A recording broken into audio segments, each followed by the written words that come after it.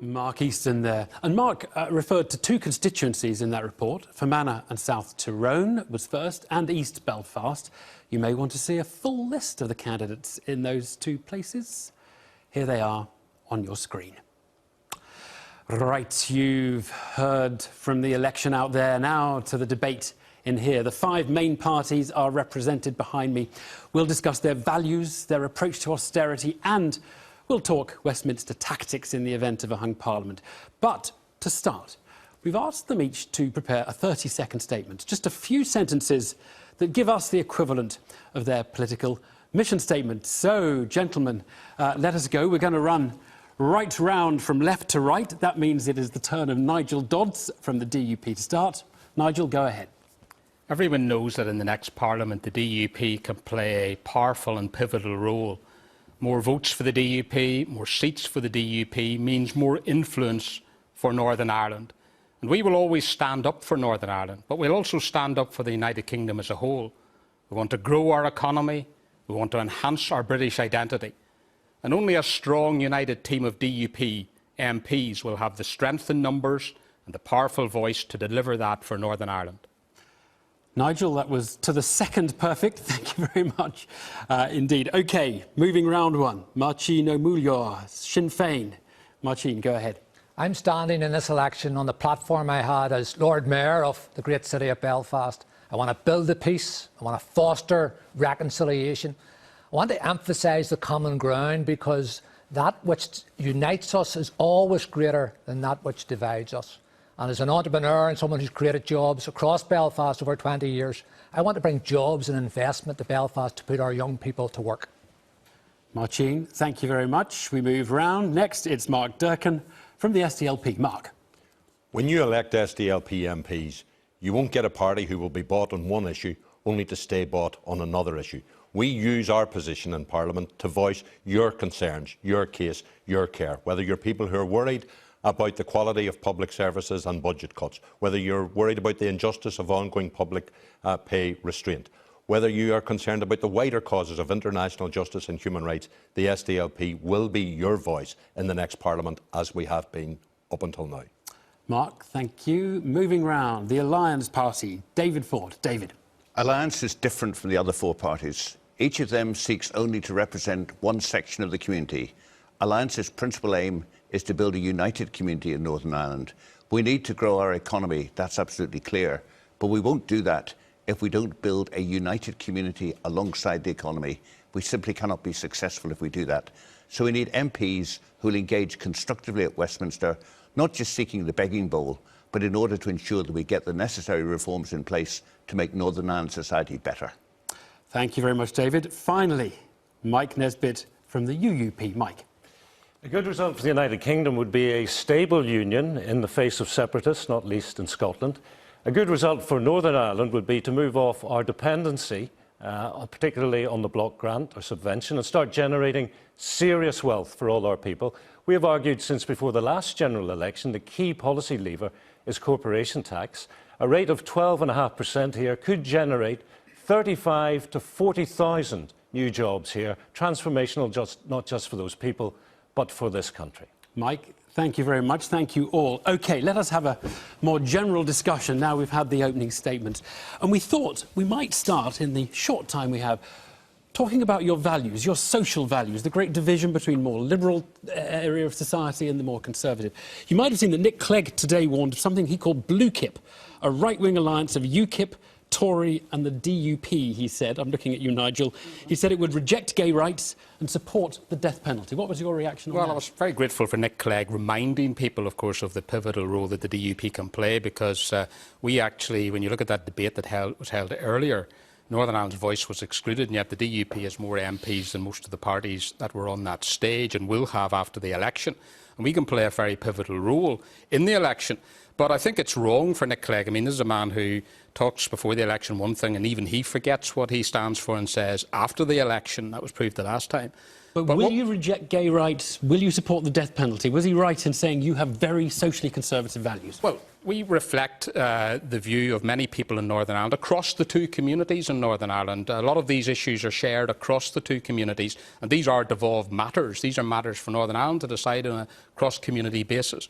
But in terms of our position in Parliament, we are not in the pocket uniquely compared to the SDLP, for instance, with Labour, Plaid and SNP. Sorry, with just Labour on your values, not on your position, Yeah. your general, on your values, is he right to say you would reject gay rights and you would support the death penalty?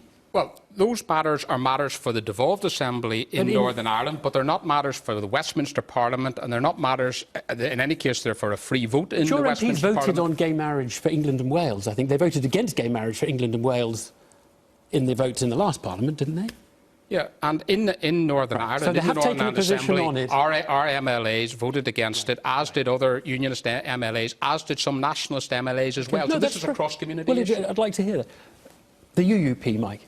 All these matters, whether it's abortion, the death penalty, same-sex marriage, these are what we consider to be matters of conscience, and each member is free to vote according to their own conscience. And how would you say in your party opinion divides?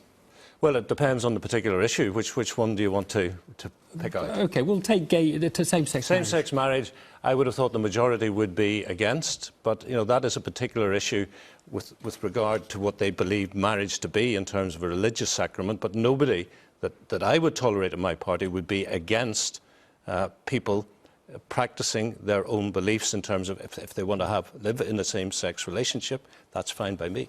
Máirtín. Well, I think that Sinn Fein believes in equality. We believe in equal rights for our gay and lesbian brothers and sisters. But our other values are we put communities first, we put people first.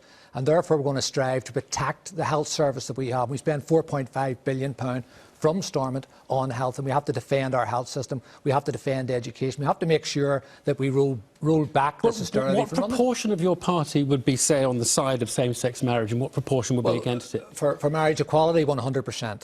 100%? 100%. And our values are values of compassion. They're values of care for people. They're values of looking after those who are at the bottom of the economic ladder, making sure we look after the vulnerable, as well as building a fair economy for all. And what about the SDLP, Mark?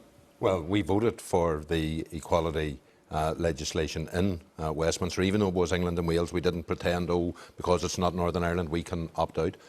We've never been found wanting when it comes to the fundamental principles of equality and human rights, and that comes in respect of gay rights as well. We've also voted very solidly more widely on issues of civil liberties as well when it's come to counter-terrorism legislation, which we regard as counterproductive. That's a consistent position that we reflect. We know not all our constituents appreciate or agree with us on that, but we do not hide where we stand, and that's the leadership we give. So it doesn't sound like there's a perfect fissure down the unionist nationalist lines on this area of social conservatism. No one has suggested that. No, it doesn't sound there is. But it does sound like there's a kind of a weight on the unionist side that would be more conservative. Would that be right? Or? Well, I think, you can take a different issue. Well, go on, David. You can take a different issue. I mean, I have today, as Minister of Justice, published a response to a consultation on very limited changes on abortion. It seems to me, from my engagement with some of the other parties, that it's likely that Sinn Fein will significantly favour, probably want to go further than our limited proposals. SDLP seems to be completely against. Ulster Unionists and Alliance will be having a free vote with potentially a majority in favour of modest change. DUP may or may not have a free vote, but probably a majority slightly against. So it's a bit more complex than you've been presenting it. There has been this case of Asher's Bakery. I'm looking at you, Nigel. It was a bakery that refused. It didn't want to put a pro-gay marriage slogan on a cake. It went through the courts. I don't think it's been resolved yet. And I think you want a kind of conscience clause passed in the Assembly, don't you? What we're reflecting, and again, this is an issue that's shared across the communities in Northern Ireland. It isn't particularly a unionist issue or a Protestant issue. It's shared by many people. Now, on the canvas trail, I've been struck by the number of people who say it's about reasonable accommodation.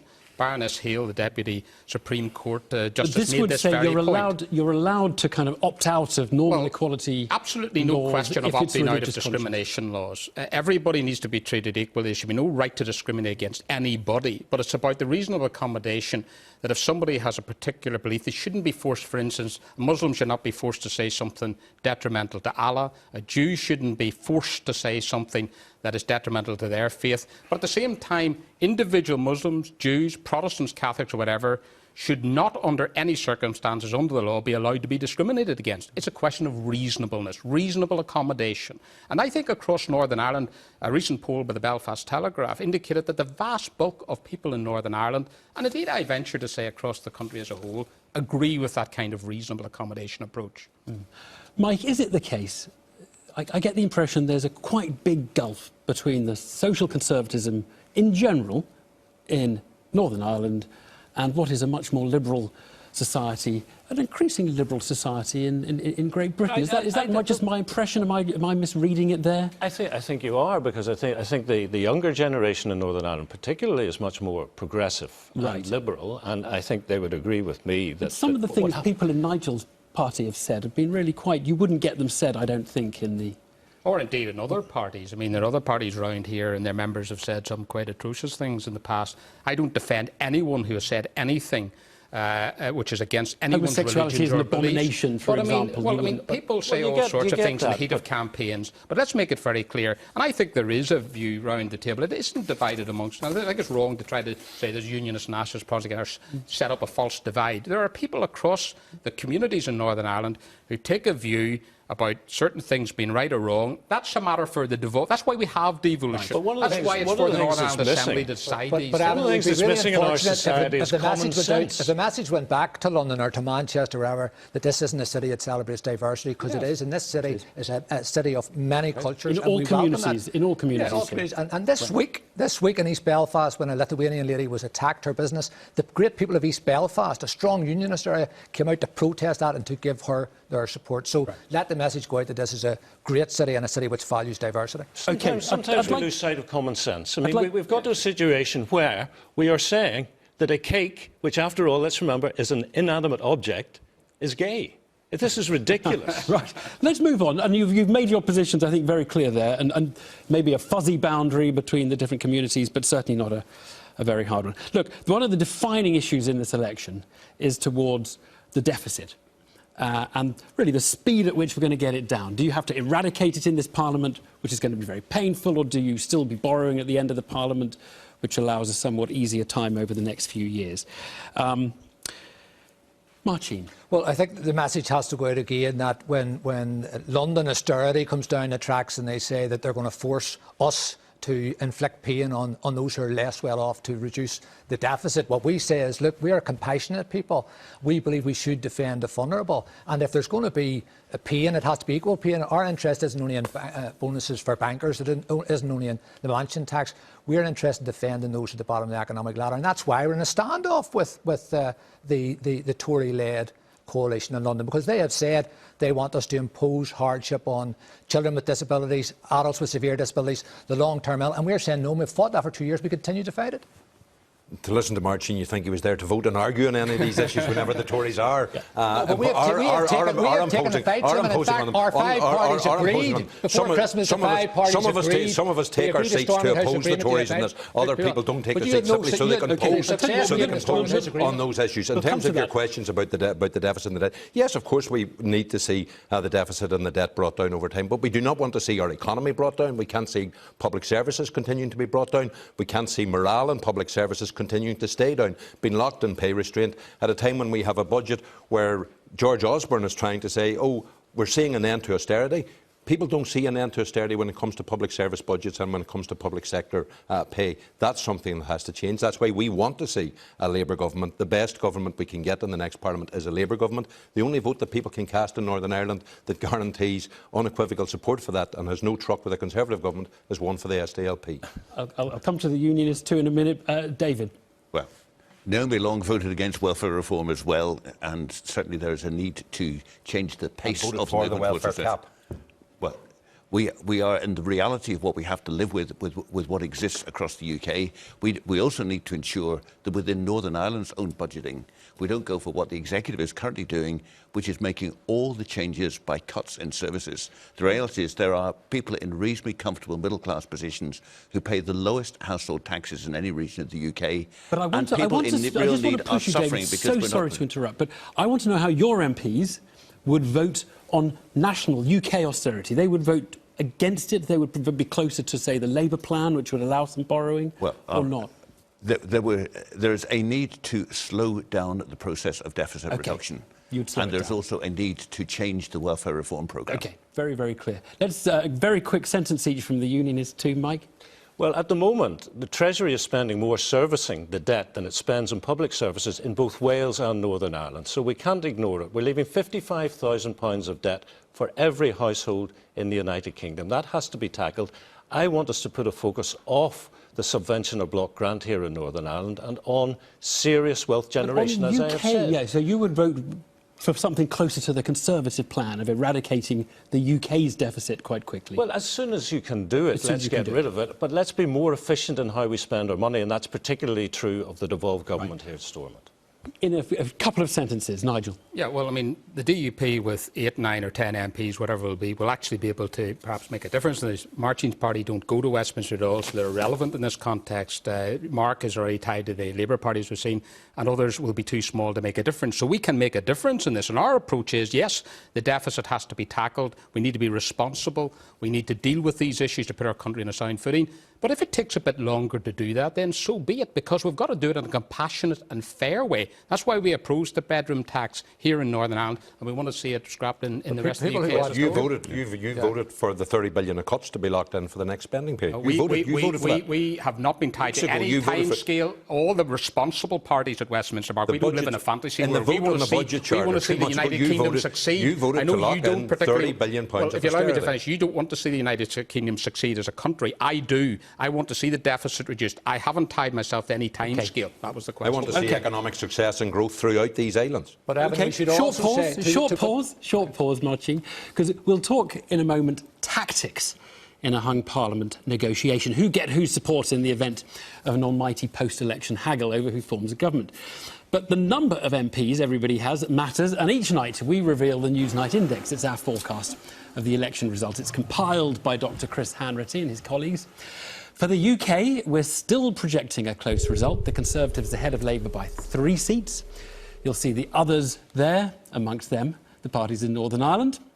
And the Northern Irish forecast is based on different data from the rest of the UK. We are projecting DUP on 8 seats, Sinn Fein on 5, SDLP on 3, with 1 seat for the UUP, and I'm afraid, David, none for the Alliance. I hate to say that adds up to 17, not 18, Evan. I think you've got the wrong number for us. It's not preordained anything. But there it is preordained. There will be 18 and not 17. And there's 1 independent at the moment. And a quick note, if you take the Tory seats, plus the Lib Dems, plus the DUP, if you can imagine Lib Dems and DUP in an alliance, well, it gets to 315 seats, which is not far from a majority. Máirtín, the others have been pointing out you don't take your seats. Yeah. Are there any circumstances you could imagine taking your seats? Well, let me say this first. The great difficulty posed to our local administration is the blitz on the block grant. 1.5 billion removed since 2011, and predicting they'll remove, the British will try and remove another billion between now and 2020. Therefore, that will be the key battle. When the election dust settles, we have to, as an enhanced Sinn Fein team, 5 great MPs, great ambassadors for their constituencies, we will have an enhanced team going into negotiations with the British government. But of course, but you won't take your seats in any circumstances, because one of your candidates, Michelle Gildenew, I think in one of the papers tonight, said, "Never say never." Well, you're teasing us. No, we believe in moving the centre of political gravity to Ireland. Do you say never or not? We've only got a minute or two. We're an abstentionist party, but we're a party which is going to be dynamic representatives and ambassadors for our people. So the negotiation... Could you imagine that the DUP might be able to bring a Conservative government in with the DUP, all sorts of concessions? You'd be comfortable with that? If that was the case, we wouldn't be here at 11 o'clock at night being a debate, because there's no kingmakers around this table. The kingmakers, the people will have to make their battle with the Sinn Féin and the other parties after that. I'm certainly not going to be a kingmaker if you're not there. You've made your position. You're just going to support the Labour Party, or will you possibly leave open the avenue of not supporting No, we won't be supporting the Tories. But Labour know that both in government and in opposition, we have voted against them because of our own position. We have our own principled stand. We take our seats to take a stand, not just to take a whip from the Labour Party. Remember, the results from Northern Ireland that David Cameron wants are DUP seats and Sinn Fein seats because he knows he can get the votes from one and he won't have any votes against from the other. That's what he wants. Nigel Dodds, who is your preferred party, Labour or Conservative? Because I'm very unclear about where you are at the moment. Yes, and well, I mean, because we are not committed to either the Conservatives or the Labour Party, unlike Máirtín's party Sinn Fein, who just are irrelevant in this case because they don't. Yeah, well, that's been there. made clear. Look, one of the your SDLP are tied to Labour and so on. We are very, very clear. We've worked with the Labour Party in the past. We've worked with the Conservative Party. We have voted against the Conservatives in Parliament. Our votes made the difference between intervention in Syria and not intervening in Syria. Our votes also were important in terms of the EU referendum. Can I read you a quote from Ian Paisley Jr.? We don't want cabinet positions. We don't want to be part of a formal arrangement. Northern Ireland gets just under 13 billion a year from Westminster. There's no reason why that couldn't be increased by X billion. That would be a very attractive deal. Are you really, as a party, as mercenary as that quote makes out? Is it really just a haggling over how much? We have made it very clear. I have written an article in The Guardian setting out our national vision, which is about strengthening the United Kingdom, withstanding the tide of nationalism, which Mark and so on would join in with the Scottish nationalists implied, which poses a real danger to the breakup of the United Kingdom. We have also put forward our view about reducing the deficit in a compassionate way, about dealing with immigration, control, borders and an EU referendum. So let's be very clear. That the ambiguity is really about just negotiating the best price. You said a minute ago parties. about mercenary. I set out very clearly a range of issues which are national issues. But when it comes to Northern Ireland, of course we are Northern Ireland MPs. We will always fight for the best interests of the people of Northern Ireland. We have proved that in Parliament and at Stormont. And we will also fight for the best interests of the Union. So then clearly we will make a very strong pitch for the best deal for our people, all sides of the community. As a unionist, what are the voters of the rest of the UK going to make of a party that says, give us £1 billion, we don't want all your austerity, but we believe in it for the rest of you, which is Northern Ireland makes a vast contribution to the United Kingdom. For instance, 20% of the reserve forces of the United Kingdom are made up of people from Northern Ireland. We're only 3% of the population. And a whole range of fields, culture, science, economics, sport. Northern Ireland makes a tremendous contribution. We make that contribution in Parliament. We make it in politics. We have moved the peace process forward dramatically. So it doesn't come down to pounds and pence. It isn't going to come down to pounds and pence. No, it isn't going to come down to that. That will be an element, because every party is talking about pounds and pence in the debate that we've just heard recently on national television. When Ed Miliband and David Cameron, they talk about pounds and pence. Yes, these things are important, but they're not the only thing. Our vision for Northern Ireland and for the United Kingdom is to strengthen both. We could carry on all night. I'm afraid we are out of time. I have to thank you for the discussion. I hope you found it informative for those who can't vote for any of these parties and useful for those here in Northern Ireland that can. But that is it for this evening. A very good night. Thank you very much.